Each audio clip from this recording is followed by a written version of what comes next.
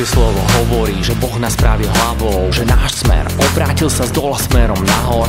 Vyťahol nás hore, keď sme boli celkom na dne, a dal autoritu nad tým, ktorý zabíja a kradne. Na novo byť plnený Duchom Svätým a slovom, to je tajomstvo víťazstva, to je život s Bohom. Každý deň v boji s diablom zvyšujeme skóre, naša chvála stúpa k nebu, ako znášame sa hore. Ja ti ďakujem, Bože, že môžem byť hore, že môj duch je vždy silný, silný v tvojom slove, že nemusím sa báť a nemusím byť dole. Ja ti ďakujem, Bože, že môžem byť hore.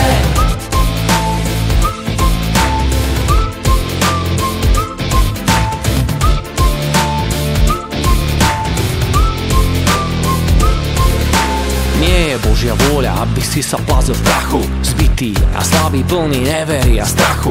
Môžeš byť hore v Božej výzbroji, odený nad každou mocou diabla, nad každým pokušením. A keď prídu starosti, sklamania a boje, práve vtedy rozhodni sa stáť na Božom slove. Ono nikdy nesklame a nepustí ťa dole. Maj v srdci pevnú dôveru a víťazstvo je tvoje. Ja ti ďakujem, Bože, že môžem byť hore, že môj duch je vždy silný, silný v tvojom slove, že nemusím sa báť a nemusím byť dole. Ja ti ďakujem, Bože, že môžem byť hore. Ja ti ďakujem, Bože, že môžem byť hore, že môj duch je vždy silný, silný v tvojom slove, že nemusím sa báť a nemusím byť dole. Ja ti ďakujem, Bože, že môžem byť hore.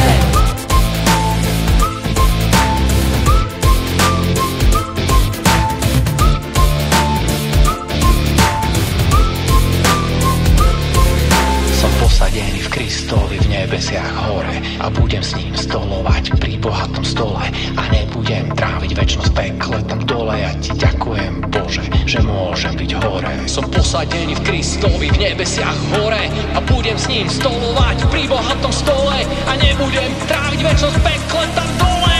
Ďakujem ti, Bože, že môžem byť hore. Ja ti ďakujem, Bože, že môžem byť hore, že